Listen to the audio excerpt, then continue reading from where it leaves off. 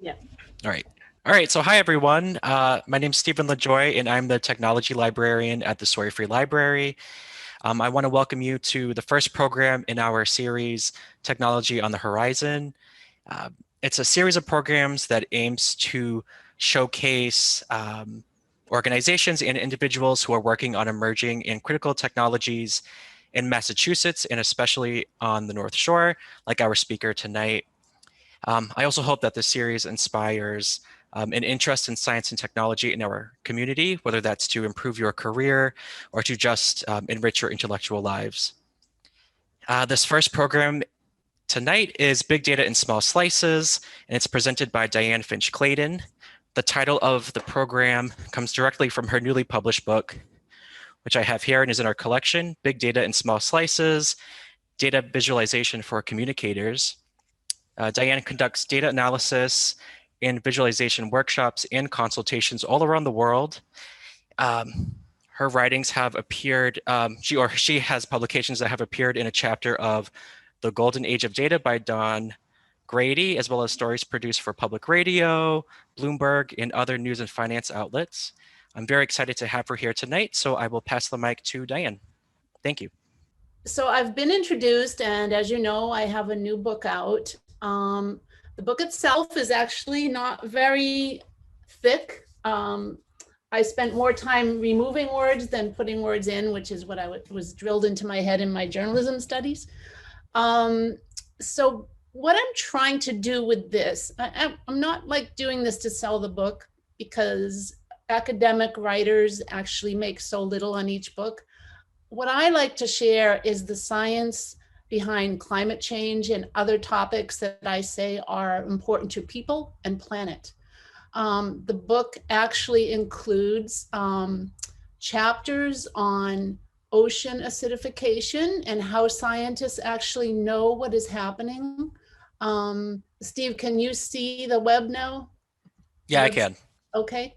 So the first chapter in the book, each chapter presents a narrative of the topic at hand. And the chapter 1 is all about coral reef and what is happening to it within the realm of climate change, but more specifically, ocean acidification.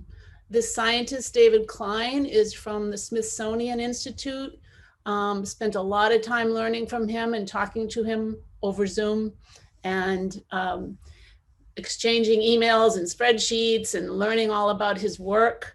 And we'll be looking at what work he did to show what is happening to coral reef directly caused by acidification of the ocean, which is directly caused by excess CO2 that the ocean is absorbing. The other chapters, which I won't be focusing too much on, well, actually, this second chapter ended up also being related to ocean acidification, and it's about this small animal in the ocean called a pteropod. And most likely you've never seen one, and even more likely you've probably never heard of one. But it's the most adorable little critter that travels vertically up and down twice a day, up to the top of the ocean, down to the bottom of the ocean. When it's at the bottom, it's hiding from predators. And when it's at the top, it's feeding on phytoplankton, which is even smaller than this little guy. This little guy is called a sea butterfly. It has the little wings. But what I want you to notice about it when we get into the data and narrative is that beautiful little spiral-shaped shell. It's very fragile, and it is also used for these little guys to protect themselves from predators, because it makes them almost invisible, which is why most of us never see them. They're small, they're nearly invisible. They come up to the top of the ocean where we would likely see them, but it's at night that they do that. Then they all, millions at a time, all flow back down to the bottom. And they have to make it through this area in the ocean where they call it ocean mixing. And if they're not healthy, they never make it through that. But just keep in mind that they travel en masse. And when we get into the data, you'll understand how important that shell is. The other two chapters I will not be talking about tonight, but if you're interested, I really enjoyed researching this chapter on how a scientist, epidemiologist, and pediatrician, that's one person with all those three skills, was working to manage a project to eradicate malaria from the Central African Republic. This epidemiologist also was actually instrumental in eradicating polio from the world, starting over in China. He used data and mapping as his main tool to figure out where polio was most prevalent in China, and set up vaccines, got out there to these villages and basically eradicated it from China. So he's experienced at this, but this situation, once he got to the Central African Republic to get everything started, there was a rebellion, and armed rebels took over villages, and it's just been it was a horrifying project, but they still got some work done. And then the last chapter is about how, well, I believe that local governments like Gloucester and Rockport and Palo Alto, California, should not only open data to the public and to the citizens, but actually make it easy to look at and understand. And so I interviewed and researched the work by John Reichenthal, who was the CTO in Palo Alto. And you would probably guess that Palo Alto, being in Silicon Valley, would have been really modern and have high tech, but it was not that when he came there. He came from industry. He was in the software industry most of his life, and they recruited him there because there was a very innovative city manager that wanted that to happen to the city. And so they opened up government, and they made it so easy for citizens to just click on one of those green dots and see the city budget, every building permit, every complaint, and what has happened to the complaint. It was an amazing project. So, but tonight we'll be focusing on the climate data, which will be mainly ocean acidification. So I hope you're interested. Okay, now, hopefully we're back to the slideshow. Okay, and if I keep looking up, it's because I'm looking at a screen up higher that you're seeing. So forgive me if I look silly looking up when I'm talking. Okay, so we talked about the 4 chapters. Quick note on the book. When I was teaching data visualization full-time in the journalism program at Elon University, the publisher, Routledge, asked me to do a book on big data, because they had just heard me talk about it at a seminar in Montreal. And I was actually not focused on big data, but for some reason they asked me to write a book on big data, and they wanted it in the title. I said I would put it in the title and that I would do a book on slices of big data, because big data is such a nebulous term. And I just didn't feel like I could write a book about it. It wasn't even in my wheelhouse. So they agreed that I could choose topics I cared about and write a book that really focuses more on data visualization. So I was quite happy with that, but we kept the word big data in there, but luckily I found ways to work it in. So what is big data? I know you've all heard different terms, different definitions, but basically all it is data that's getting bigger and bigger. So high volume, it's getting faster and faster, velocity. And it's the more difficult part about it is it's in many formats. You know some of these formats, you know maybe a SQL database format or an Excel spreadsheet or one of those plain text files, PDFs.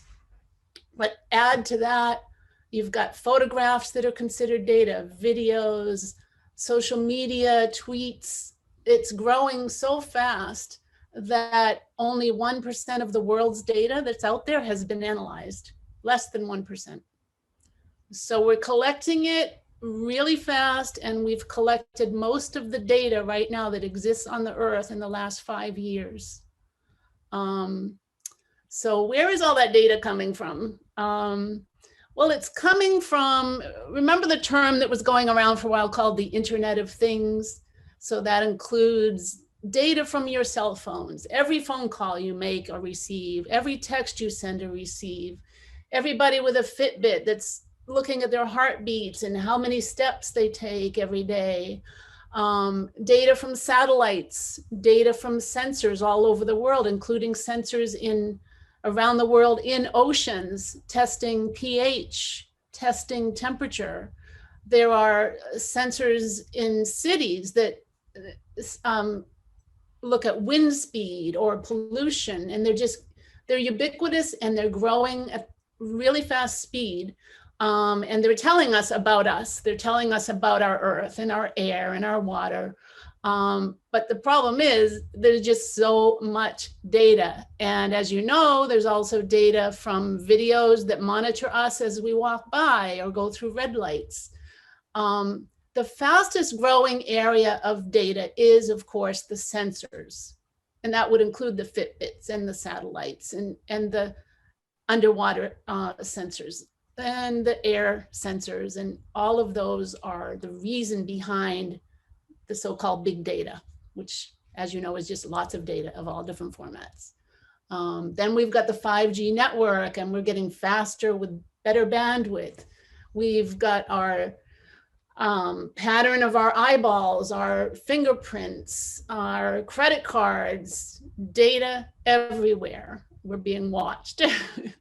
So I always call this guy here, who's not a guy or a girl, there's no gender there, he's robot or it's robot. And robot is thinking, well, how much data is there really? Because in this slide, I can't see it, but I hope you can see it. At the very top, it says 2.5 exabytes of data is created every day. That's a number that came out of 2011, so it's probably even bigger than that now. Not that it matters, because none of us really can grasp what an exabyte is.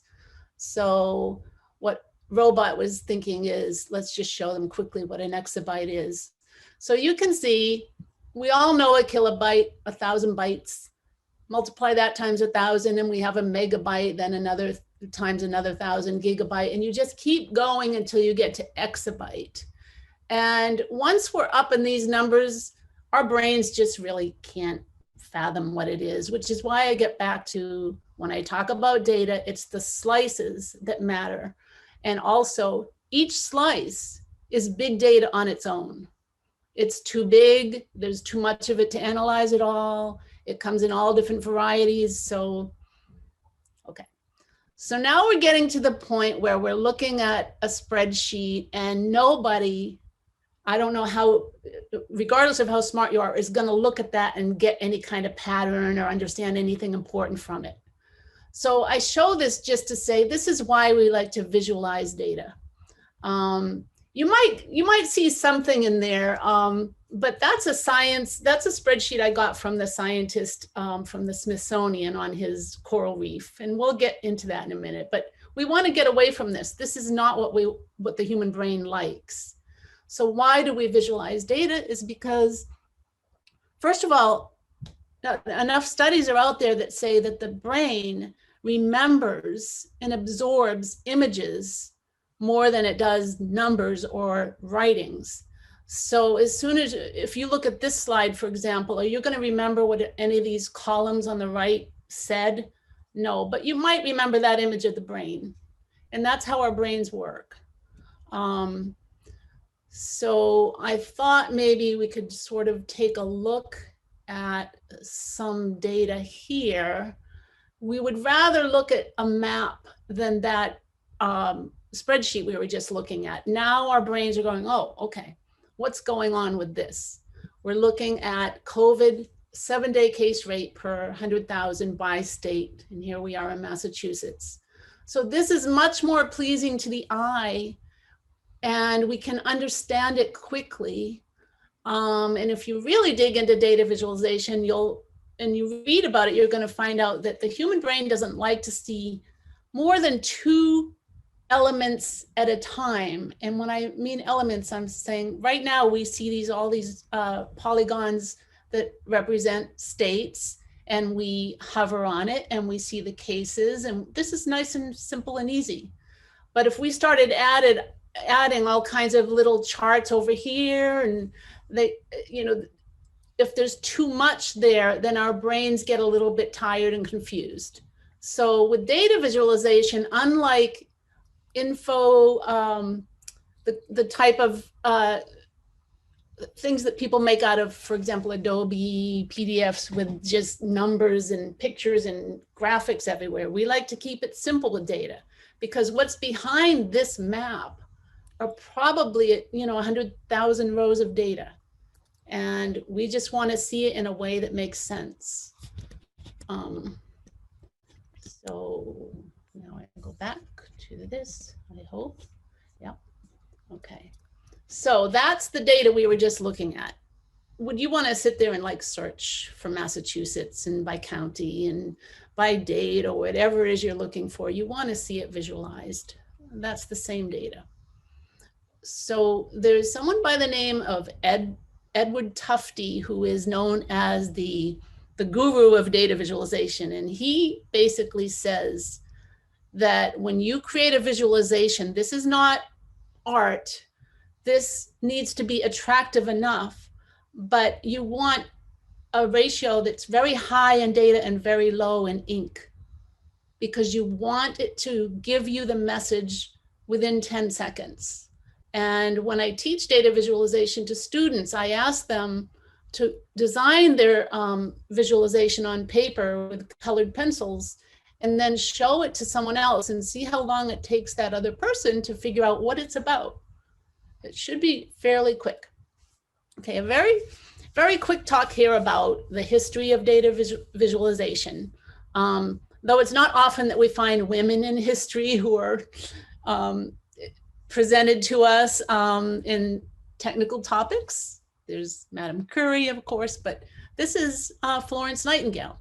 And she was actually doing data visualization back during the Crimean War. And this was one of her visuals.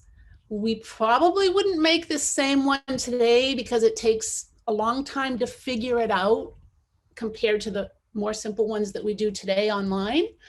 But what she did is she was analyzing the patients, the soldiers, the English soldiers in the Crimean War, and figuring out how they died, and looking at, are they dying of disease or from wounds, war wounds? And the gray, it starts down in the center. So if you come all the way up here, this whole area, the gray represents the soldiers dying from disease, like cholera. And then the red are the soldiers that die of war wounds. And you can see she's got a timeline, but it goes in a circle. She was very bright, quite brilliant, I would say. But what we would do is we'd have a timeline going along an x-axis so you could follow it along. But I just think it's amazing that she did this. And then this is another, of course, this is what we normally see are the men from history. This is Charles Minard, who actually did a lot of data visualization. And in this case, you've seen line charts. This is like a line chart, but it starts out wide here. And this is representing Napoleon's troops traveling from Poland to Moscow. And the width represents the number of troops. And as you can see, it's getting thinner and thinner before they even get there. And the black line represents their return. And it's thinner and thinner. Down here, it's showing temperatures. So you can see that some of them must have died from it being so cold. This was a pretty sophisticated data visualization. So bottom line is I just wanted you to know that it's been around for quite a long time, and they've even found stone tablets that appear to be visualizing data. These are some of Minard's other data visualizations. He did a lot of maps for Paris on population and all different types of things. So because this is a talk about technology, and I had spoken to Steve LaJoy about maybe people who join might be interested in learning the skill. This photo I always use because it reminds me of the students I used to teach full-time when they would see a spreadsheet. This is about how they looked. So I always say the first thing you need to do is become really comfortable with spreadsheets. And most adults who work in business are, but the students, even though they're great on their iPhones and social media, they really are not very good at spreadsheets. And our department just talked a lot about how we need to get them before they graduate. We need to get them up to speed on spreadsheets because they're used in every single industry. And with big data, it's only going to become more and more important. So we're talking here about skills. What does it require? And before I go there, I want to say any one of you should do go to Indeed.com or LinkedIn and do a search on data visualization and see how many jobs pop up. The young people really need these skills. So you start with something like Excel and maybe use some SQL databases, but you can really do a lot with Excel, more than with Google spreadsheets because it runs up on the internet. You want to keep your large data sets on your own computer because it'll run more smoothly. Move to learning about design. Start with an Edward Tufte book or take a workshop or a class. You need some basic design principles, the Gestalt principles that we'll talk about. You want to think of data visualization as storytelling. I mean, of course it was in journalism, but it is also storytelling for your managers. You know, how is the business doing? If you have a line chart, are you seeing profits going up? Or are you seeing revenues going up, but profits going down? You know, there's so much you can do in business. Even in the fashion industry, I had a student who was majoring in fashion and she learned data visualization to look at worldwide sales. So it's basically in all industries. Learn all about how you take an ugly number from those ugly spreadsheets and you look at the column. Maybe it is, the column is CO2, which we're going to be looking at. And you look at that and you think, if I'm going to present CO2 in a visual, should I present it as a color or a shape or a size? These are the things we have to think about, as you'll see in a few minutes. But before I go there, this is the part that my students usually don't like, but it's the most important part of data visualization, and that is knowing the data, knowing it really well. So with my, the two scientists I work with, I'll tell you, we talked a lot before I understood their data. Not a scientist, but anybody can learn, and you just keep asking questions and reading about it. So just like if you were interviewing a person for a job or a journalist is interviewing a person for a story, you want to know about them. So why are they talking to you? What is the data telling you? Who produced the data and why? How was it collected? And how was it vetted? Who funded the data collection and why? What were the obstacles and what are the weaknesses and strengths? And I'll give you a really good example of that. When you see blanks in cells, does that mean zero or does it mean no data? Can you see bias or politics or agendas in the data? So there's a lot to get to know, especially how was it collected and why. When we talk about weaknesses and strengths, everyone knows the World Health Organization. And I was speaking to an epidemiologist there. And in fact, he's done a TED Talk on this. All of the data we've heard on births and deaths especially in developing countries in Africa and Asia, it's very, I would say it's at best good estimates, because they are still, even now, although it's changing, have been collecting it on paper, going door to door. And then the paper gets filled out, you know, how many children do you have? Are you pregnant now? Do you have any illnesses in the family? long questionnaires, and then they all end up on these trucks, and the trucks go to the big city. And sometimes from the big city, they sit there and they may never end up in a computer. Things are changing now, but this is how it's been for a long time. So all these years that people have been reporting numbers from the World Health Organization or any international organization in the third world, you have to question it, but it is the best you have. It's the best you have. But you always have to know the data and its weaknesses as well as its strengths. So then once you get to that, then you can start thinking of your story, what you want to communicate to your stakeholder.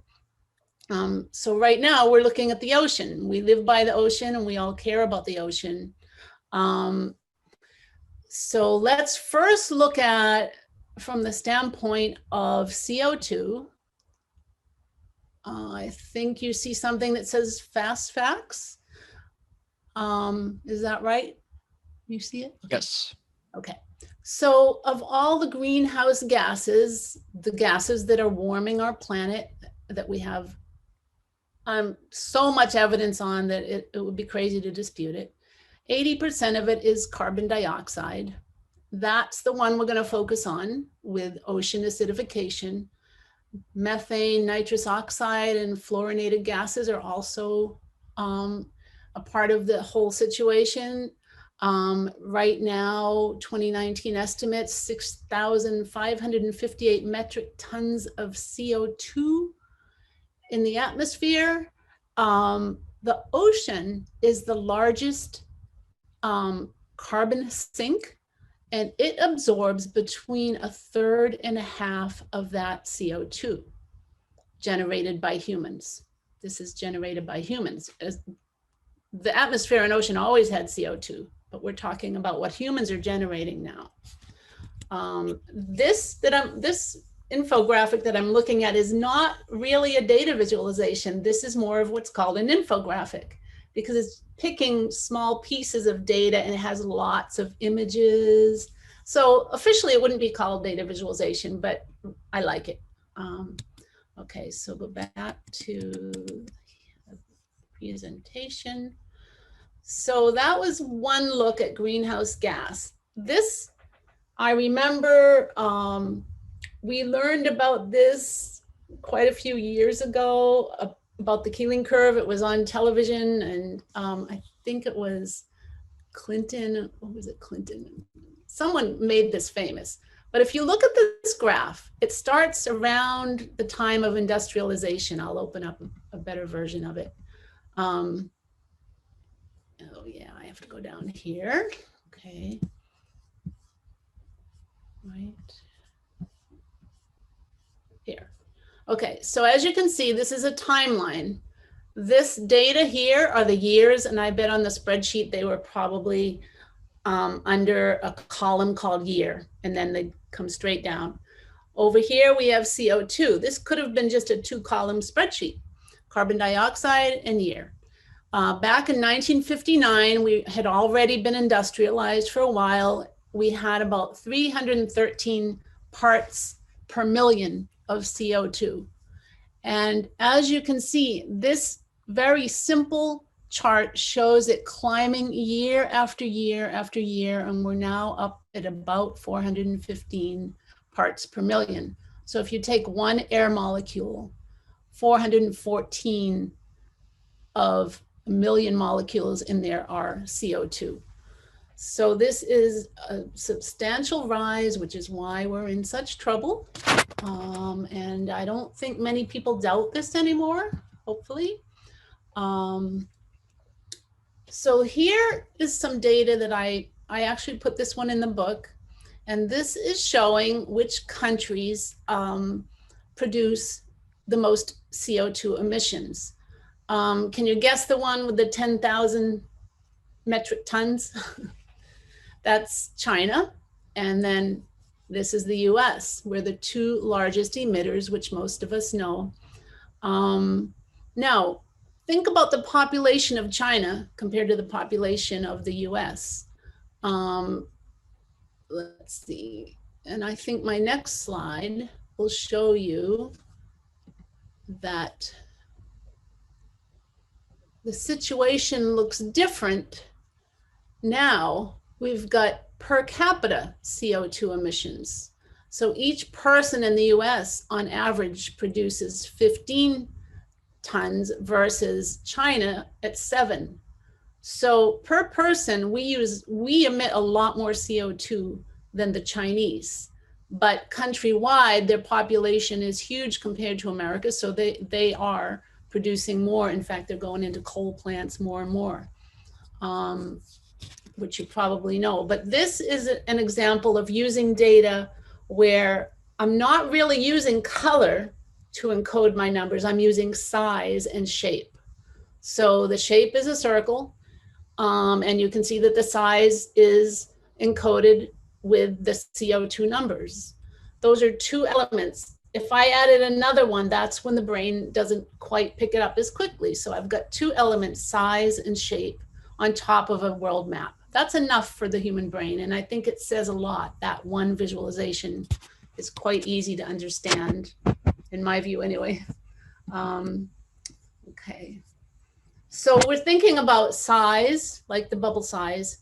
We'll look at colors in another one.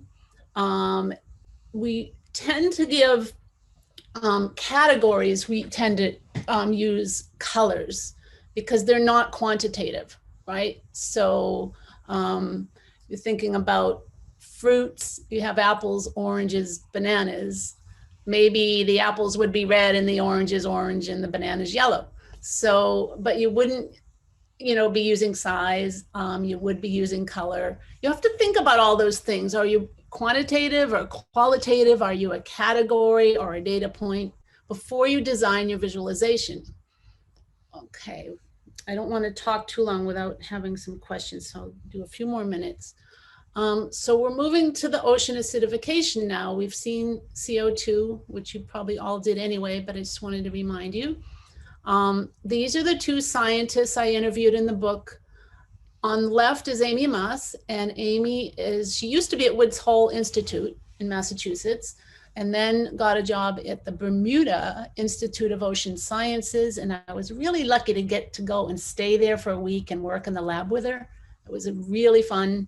There was a grant, and I was the writer in the group, and we had an artist, and we had some mechanical engineers, and we all stayed in this horrible building, but we had a great time. So what she is doing, in fact, she is called the pteropod lady. The pteropod is that little sea butterfly with the spiral shell that I showed you. She is one of the world's most leading experts on this little sea animal, and she's out on boats all the time. I went out on a boat with her and her team at midnight in Bermuda because that's when we find them feeding, and we collected them in these great big nets. With the nets, of course, had to be very tight because they're small. They're about the size of a dime. So she's studying the impact of ocean acidification on those sea butterflies. And this is David Klein, while her lab is indoors, and she brings the little animals into these large carboys or jars, and she uses a pipette to pick them out or put them in another jar. And she's filling these jars with a certain level of CO2 to sort of test what happens to those animals under different levels of CO2. Klein over here instead takes his equipment into the ocean. So his lab is under the ocean. This is off the coast of Australia. I didn't get to go there because the publisher didn't give me enough money, which is common. But so this lab is quite exciting. They had to set it up from scratch. Over here is a radio antenna. And on these devices, first of all, these flumes here have corals under them, corals that are growing. So these are bottomless flumes. And you'll see all this apparatus around them. There are CO2 is injected into them. And while it's in there, the pH of the water is being tested every second. So when the pH, and we'll go into this, I don't want to go into it too deeply, but what they're watching for is for the pH to go down to a more acidic level, because that's what CO2 does to pH. When you put CO2 in water, the pH drops to more acidic level. And this is just basic chemistry. It's not questioned by anyone. This is how all pH is measured, even when the doctors test our own pH of our blood, which, by the way, isn't that far off from the pH of the ocean. So they're testing the pH every few seconds, and you can imagine the spreadsheets that come out of that, because this project was 10 months. So over a 10-month period, pH and temperature and other factors were being reported from these flumes up to that radio antenna and off to the lab onshore, which is some kind of hut with lab equipment in it. This is a very, very uninhabited island. They're using solar power and wind power to run things. Very interesting experiment. So in both these cases, they're going to come out with data that says, on Amy's side, what happens to those beautiful little shells on the pteropods, and on Klein's side, are the corals growing as well, or are they disintegrating under certain CO2 low pH conditions? So this is, I don't think you want too much chemistry here, but this is an example of the shell and what happens as it's exposed to more acidic conditions. It starts beautiful, and there's all different shapes and sizes of those pteropods. And then it starts to sort of disintegrate a bit, and it disintegrates too much, then it dies. And I don't know if there are any young people who are listening, but if you go home and you pour a glass of water and you take a straw and you blow your own breath into it, make bubbles, you've just added CO2 and you've just reduced the pH level to a more acidic level. So this is a great way to test. In both cases, both scientists use the same term. This is the canary in the coal mine. We are seeing live sea animals, including corals, which are animals, disintegrating. They're starting to disintegrate. And it is animals that are shell builders or skeleton builders, exposed exoskeletons. The reason that Amy started her research on the pteropods is because she's been studying pteropods for all different reasons. And different scientists around the world, including from Antarctica, have been pulling up pteropods that look like they're disintegrating. So this is why they started testing.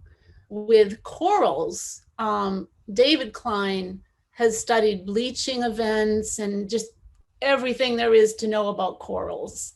And they started noticing that in some areas, especially areas where corals are exposed to more CO2, they're seeing a lack of growth in some cases or slower growth. And so they decided to do this 10-month study. So here's the ugly part. And this is part of doing data visualization, is you get these ugly spreadsheets, especially when they're from scientists, but also in finance and other industries. And they're going to label them the way they want to label them. You won't understand their labels. So this is where you interview the person who created the data and figure out what is important here if I want to tell this story. And after enough interviews and reading some of the work by David Klein, I realized that I want to focus my visualization on the CO2 levels, the aragonite, which of course I had to find out what omega AR was, it's aragonite, and the pH. And also a really important column here was the date. This is a Julian date, and I had to translate it into a Gregorian date. So there's a lot that comes from scientists. You'll see a lot of these Julian dates from sensors.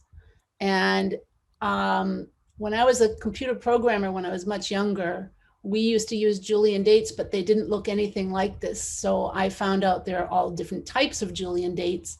And this, I won't go too far because you'll bore you to death with this. But in any case, science, especially astronomers, they use this style of date. That's the day of the year, 149. And then over on the right to the decimal is the time of day, within 24 hours down to the second. So either way, I knew my visualization was going to use time as really a baseline. His project went over 10 months, right? So I had to take that spreadsheet and think, what kind of visual would I do? I know that he was testing for 10 months every day. So I'm going to have some type of a timeline. I can imagine an x-axis with the dates at the bottom, but what'll be the most important thing to show? And the same with the pteropods. Amy also had dates, but they weren't over 10 months, they were over weeks. And she was placing these pteropods in her carboy jars, and each jar had a certain level of CO2, which meant a certain pH. So I had the same kind of chemistry with both scientists. The other thing about the sea butterfly is this is really important actually. They're referred to as the potato chips of the sea. And one of the reasons is because they are so plentiful and ubiquitous worldwide, in oceans worldwide. And they are the favorite snack of whales, salmon, tuna, all the big fish. And in fact, whales will simply move through the water with their big wide mouths open and just ingest hundreds and hundreds at a time. So they're nice little protein snacks, and they are called the potato chips of the sea. But when you think about that, you have to think about the fact that we are at the top of the food chain. The pteropods, including the one I just showed you and its cousin, which you can see now, the sea angel, they're near the bottom. They eat smaller phytoplankton. So when they're in trouble, we can be in trouble. And that's what I hope that I can educate young people on, and actually older people that haven't really looked at climate change and acidification, is that this affects all of us. It affects the fishing industry. It affects what we eat. It's very important to be observing what's happening here. So it also affects this little guy. All right, I said that they need to have a skeleton or a shell to be affected by ocean acidification, but this is the cousin of that sea butterfly, and this looks angelic and it's called the sea angel, but it actually eats its cousin, the butterfly. It eats that little crunchy shell that it wears. So problem is that's all it eats. It doesn't eat anything else. So if the sea butterfly is in danger, then the sea angel is in danger. And just so you know, if you look this up online, you'll see a movie of how it eats its cousin, and it looks really cute, but that head on the top up here, it's really awful when it eats the cousin. This head comes out out of its body like a monster and just grabs the little sea butterfly and swallows it whole. It's really hard to watch because you think how angelic it looks, but that's its only food. Okay, so here are some photos of what happened to sea butterfly shells in water with CO2 that was about 0.25 less than the average CO2 of the natural water. That doesn't mean a lot, but let's just say it was slightly more acidic. And this is what happened after 45 days. That is not a healthy looking shell. The other thing that they looked at was the quality of the shells themselves. And they did that by using some sophisticated cameras with lighting to see how the shell changes. If you looked at that picture, you notice they start out pretty transparent. And little by little, they turn white and then a darker color. So they're losing that ability to hide from predators as well. So that's what the data looks like there. It's showing when CO2 is about 400, which is what it is now in our atmosphere. And then they turn it up to 800 in some of those jars, and then up to 1200. And then they watch them for a few weeks and they see what happens to the opacity of the shell. So that also affects how quickly they sink. And so I have a really simple, basic bar chart to show what happens when a pteropod is in the 400 ambient water. Okay, that's what we have now, basically. So each of these bars represents a pteropod in the group that was in the 400 CO2 jars, and their speed is sort of going up and down. It's not really showing too much. Then you look at when they're exposed to 800 parts per million of CO2, and we're just calling that medium. So then you look from 400 to 800 and you see a drop in how quickly the pteropods go from the top of a tall carboy to the bottom. So they're measuring whether or not they can still drop down to the bottom of the ocean. Are they going to be losing some weight or some of the aerodynamic abilities of those little cones to drop quickly?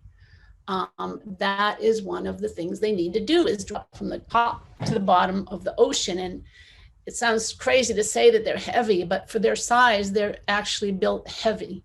And that helps them to drop vertically. They're vertical swimmers. So then you turn up the CO2 to 1200 and you see it's gone way down. The average speed of dropping has gone from 1.6 to 1.139, and some of them even lower, as you can see. So these are very clear experiments. I think it's a little bit difficult that Amy Moss has to do all of her experiments indoors, because David Klein's experiment actually has all of the microbes and everything that naturally live around corals, whereas with Amy, that's the one thing she doesn't like, is it's not a natural environment. So doesn't mean it's not a valid experiment, but it's not quite as good as she would like it to be.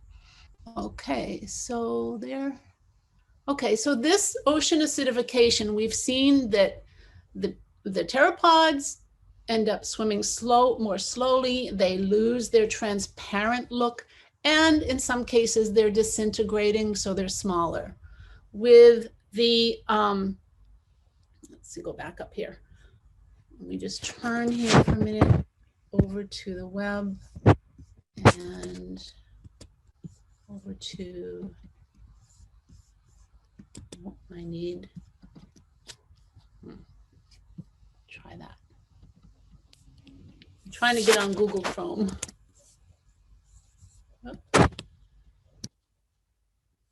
Oh, I am, maybe I am on Tableau.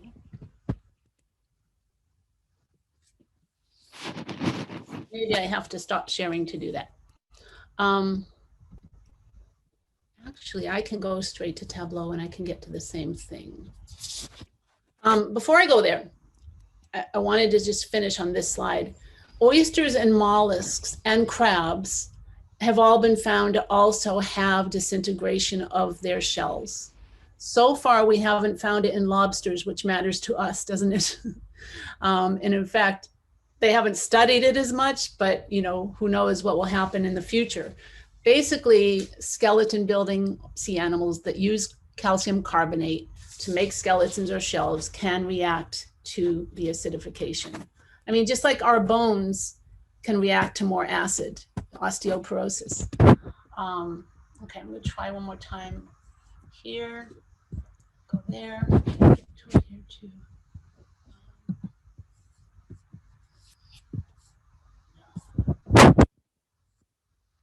Steve, are you still there?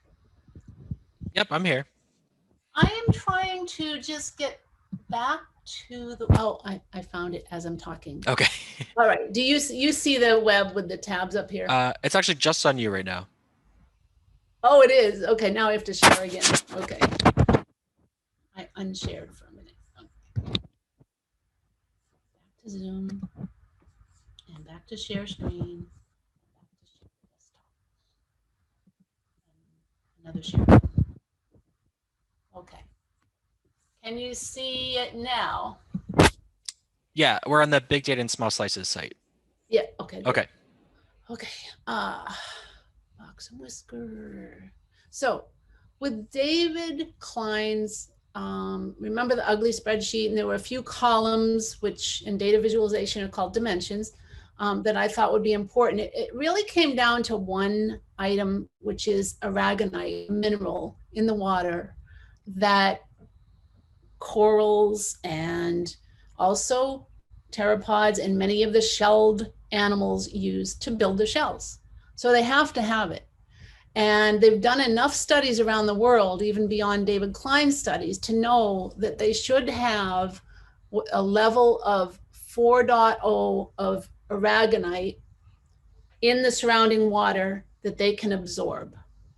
So what the data showed us after 10 months of measuring it every day, and the aragonite actually had to be taken out in a cup, brought to the lab and measured in the lab.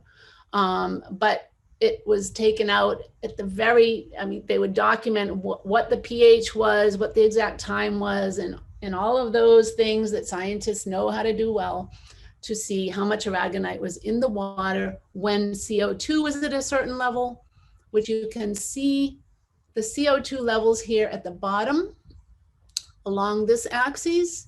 And this is a scatter chart. So it's looking at the relationship between the CO2 and the shell building mineral aragonite. So as you can see, most of these circles, and I did not size them, each one just represents a coral sample. They're all below the 4.0 threshold. And these rest of them up here are in the nice healthy range, as you can see. Aragonite is 4.82, but look at CO2 is only 194. So it's pretty low. And the pH was high at 8.2, which is a very high pH, nice and alkaline. You come down here, and as I move to the right, that means the CO2 is increasing. It's 341 there. Come further down, it's now above the current rate of 440, it's 473. And of course, these were the test conditions where they increased the CO2, right? So you can see a direct causal relationship between the CO2 level and the aragonite saturation. So pH is going down as CO2 goes up, and aragonite is going down as CO2 goes up. You don't see outliers, and because, you know, in data visualization, you have to be careful about causation and jumping to conclusions, but because the science is there on the chemistry, they understand the chemistry, they see that what's happening to the corals, all of that together, there's causation here that the corals are not going to survive in that level of CO2. Again, CO2 gets higher, pH drops, aragonite drops. It's that simple. So let's see, back to this. I think, what time is it? I don't want to keep babbling. Okay, so I'm going to stop in a minute to see if you have any questions, and if we have time, I can also just show quickly how to build a CO2 map using Tableau. A lot of this is a bit too much. It really needs to be in a workshop, and I'm just trying to give you an introduction using the ocean acidification example. Of course, this would have been much simpler if I showed you the open government one. But right now, this is what matters to me, is climate data. So you need to know a little bit more about numbers. You need to know how statistics and visualizations can tell lies. Here's an example of, I saw something like this on Fox News or somewhere where it says Trump saved the stock market. And they showed how it started at 18,000, and it was probably the Dow Jones, up to 25,000. I don't know which one it was. They might have had dates down here, but you look at that and it's like, wow, he saved it. But let's look at it from this perspective. If you go all the way back to 2006, where we had the crisis, the recession, the financial crisis, and look what's happening. It's going up and up and up and up and up. And then I think it would have been okay to say it went up at a faster rate when Trump got in, right? But this is how statistics and visuals are often used by not very good news organizations to spread untruth. Okay. I think I'd like to stop to see if there's any questions. And then we could also just quickly look at one of the easy tools for making a map from CO2 data, which is the same exact maps they've been making on COVID-19, the maps with the circles in them. So are there any questions? I guess the chat might be open.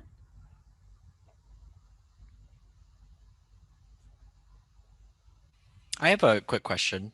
Mm-hmm. I was curious if you know if there's any studies or research being done into data visualization actually making some people more sympathetic or empathetic about issues like climate change and whatnot, like if it's been effective, more effective than just looking at raw data or something. There have been studies that people remember the visualizations more than they remember, say, a text article.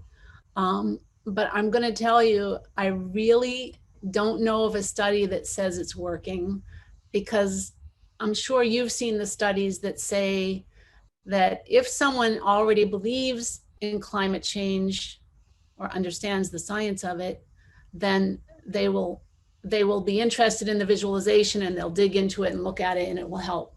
But if you're against, or if you're anti-science and you don't believe the science, I don't think it's going to help. I see it as more as educating people who are open-minded.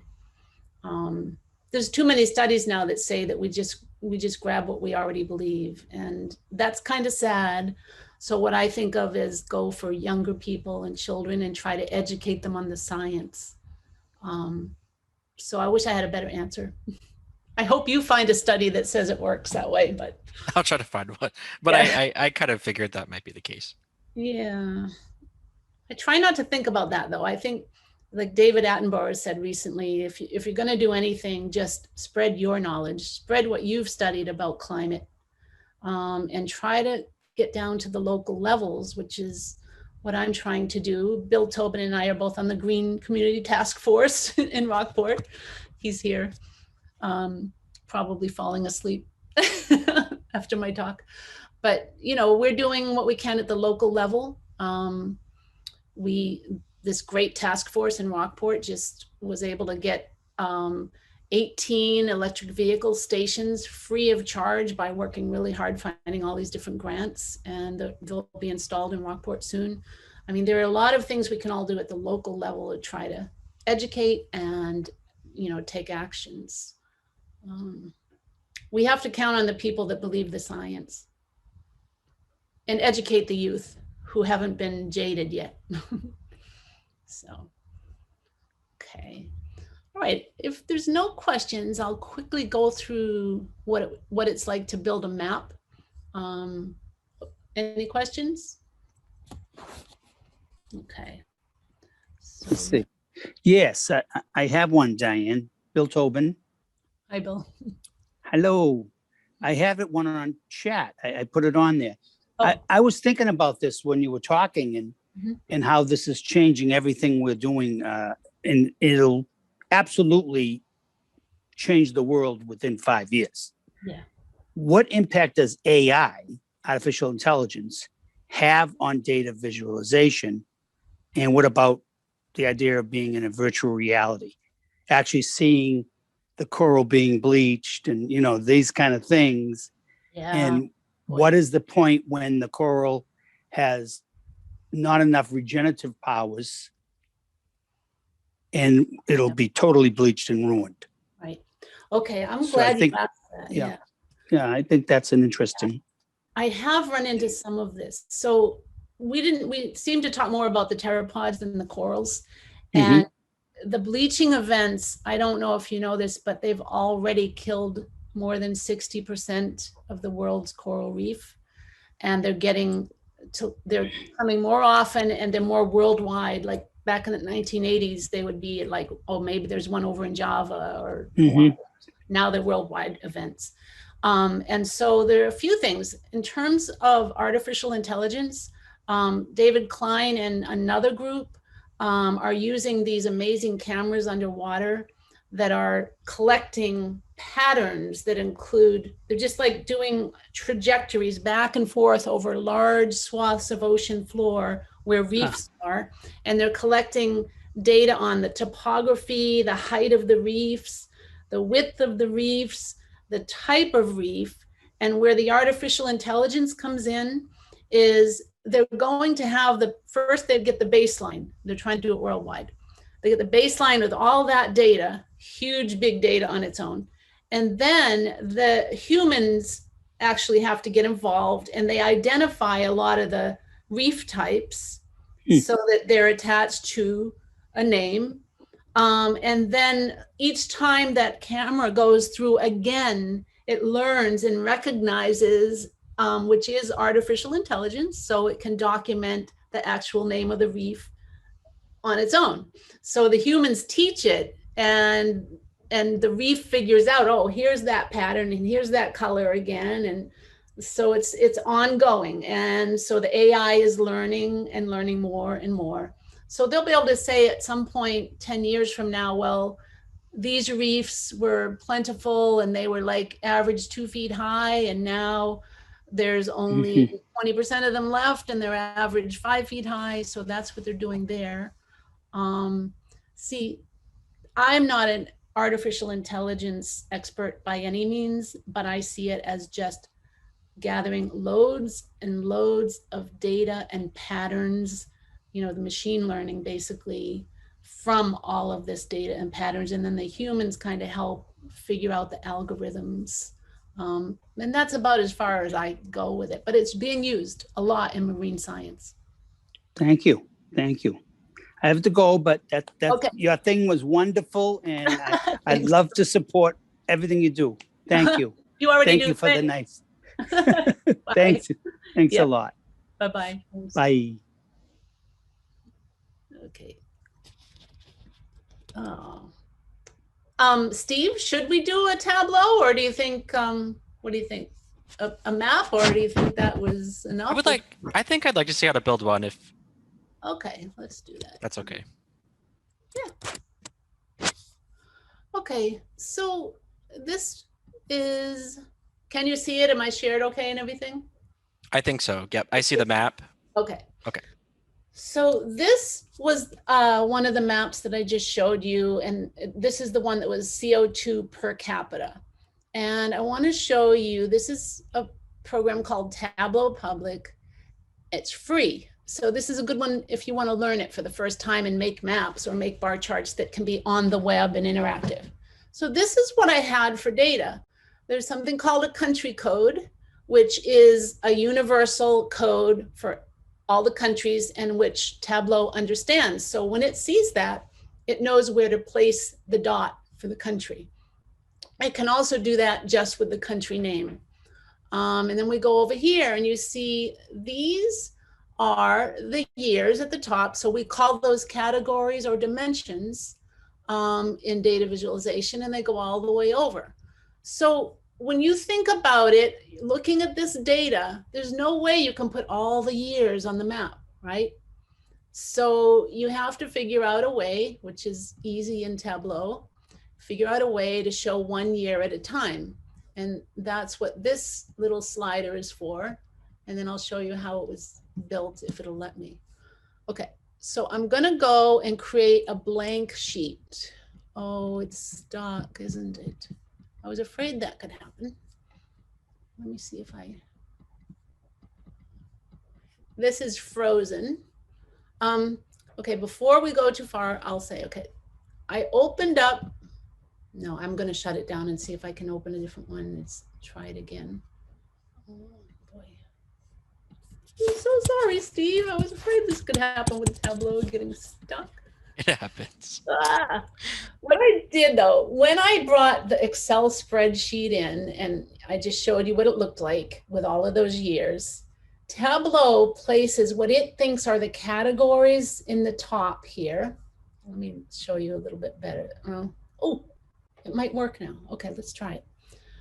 I'm gonna open a new sheet.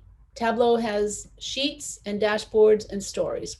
You start with a sheet, you create your map. So first thing I'm gonna do is drag the country name right here, and it knows it's a map because it recognized that they were all countries. This is much easier than if you have to code it yourself with a programming language. Okay, so right now, all we have on the map are the country names, and it's pretty good at assigning them correctly. Not all software is. Then what I want to do, I know I only want 1 year at a time, but I'm going to take all the years up to 2016 and drag those here. And what this means when I drag them in here, these are things that I've decided I want to be involved in the visual. If they're over here, it doesn't know. Now it knows I want the country name and all the years involved. And then what you have to do is you want to set up a filter so that people will choose the year that they want to look at. So a filter, let's see if it behaves. The measure names, measures are the numbers. These are all measures. And up here, these are dimensions. So just think a dimension is a category, a measure is a number that can either be calculated or just used as a number, and they're sequential. So you know that 1960 is less than 1976. If it was a dimension, it would be a different story. So we've got those. I'm going to put the measure names in the filter. Okay, and I'm going to say, yes, those are all the numbers all the years that I want to include in the filter. So this is going to be a filter that users can then select a year from. Tableau always makes you say show filter so that you can see it. And it's dumb. It doesn't know really that you can't use all the years. You have to know that yourself because it would make no sense to have all the years there. So I will go up here and change the type of list. Right now it's just a long list with checkboxes. So I'm going to change it to a slider. And a slider can only use 1 year at a time. And then the other thing that you don't need to know that. Okay, so that's a slider. And then we want to make it look better. First, we look at this and it assumes we want every year to show in the tooltip. So the way we will fix that is the measure names are coming in and the measure values are coming in. So these are all the values, those are all the names, right? The names of those, the year. Okay. I hope I'm making sense. Okay, so now we have this. We can select a year, but we don't have anything in here yet really that makes sense. So what we want to do is got the filter, edit the filter, got them on here. So let's put measure values into the view. So,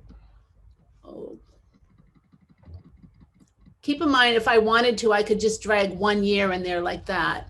That's not what I want to do. I want them all in there. So that clears out. So I'm going to put measure values in the view. Okay, now that I've done that,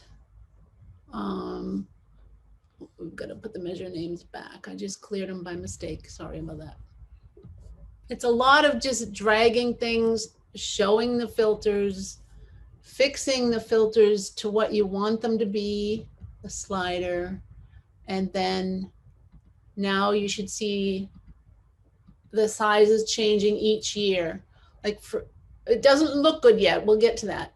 But if you look back at 1963, look at China. It had hardly any, let's fix the tooltip as well. I don't want all of these numbers showing, so I'm going to get rid of them from the tooltip. Okay. You see that I just went to the tooltip like that, and I can change it any way I want. I can make it bigger, bolder, different.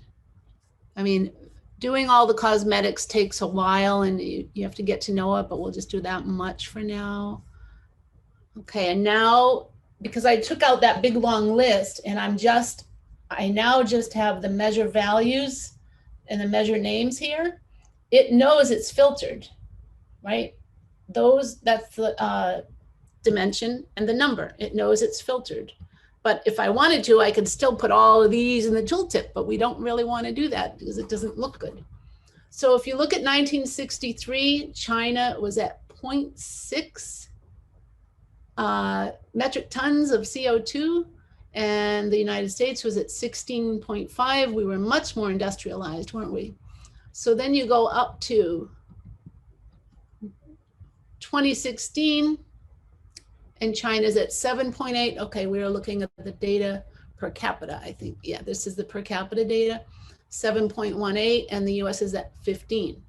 Okay, I'm looking at it and I think the numbers are a little, the dots are a little bit too small, so I click on size. Remember, we are sizing these by the per capita CO2. Look at some of these numbers in the small countries like Curacao and Trinidad and Tobago. I mean, I had to actually look it up and make sure it was accurate. A lot of the smaller countries do have really inefficient energy technology, and they have much worse per capita CO2. All right, and then you can go into color. Now, we're not encoding anything to color. It's all one color, but maybe we don't like that color, so we choose a different color. We can add opacity, and then we can go up. I have to fix this so I can see it because it's got zoom stuff up there. Okay, and then we can go up to map and map layers and choose maybe the satellite version. And maybe that color is not very good because there's orange in the geography. So I think I'll try a different color. How about this bright blue? And then I'd like to pick out a few that I think are significant to actually show the per capita number.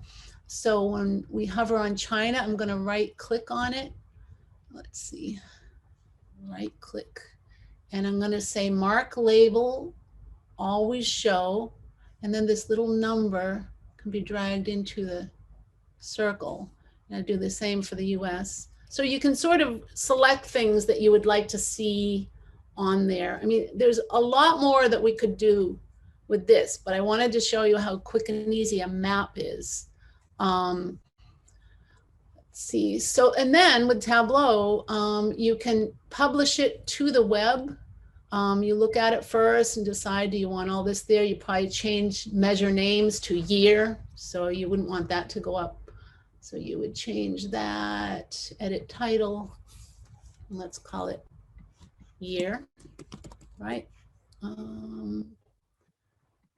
And we can also, there's so much more you can do. You can add a story to this map. So you would drag the map into something called a dashboard, and you drag it in, and you can start placing text and photos and anything else you want into the dashboard. You've seen dashboards, I'm sure, and you can sort of make a story out of it.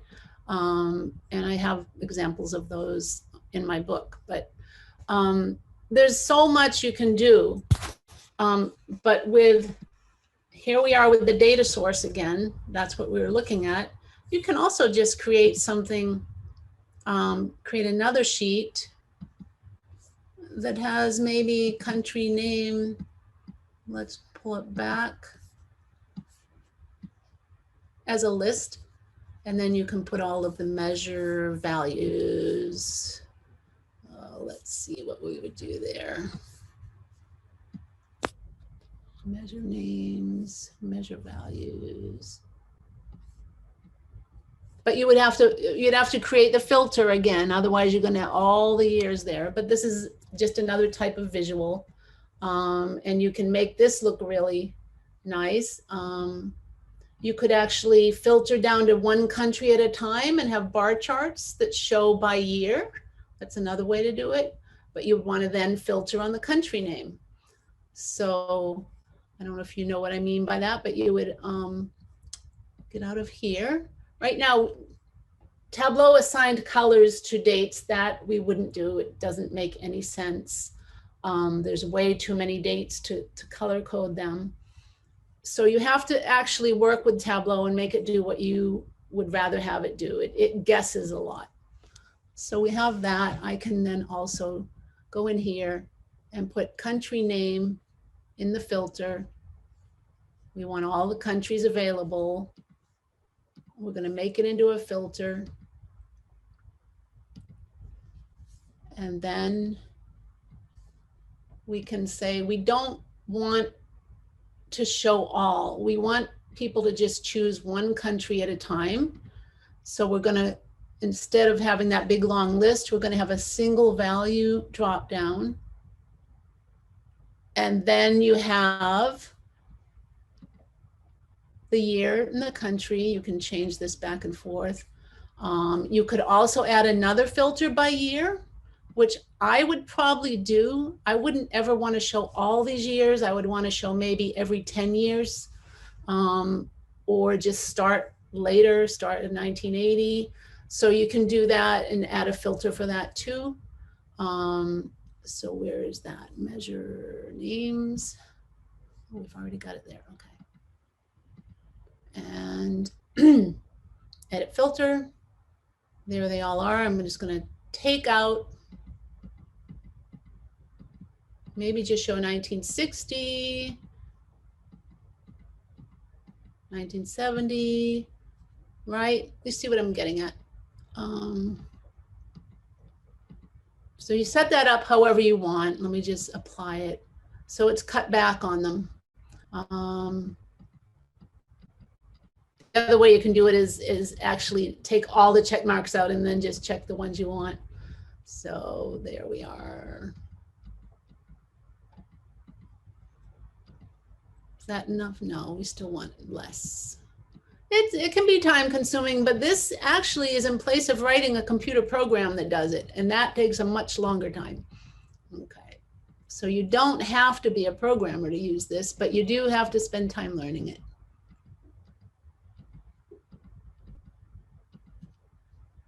Okay, and let's go up to the end. No, that's it. Okay, apply.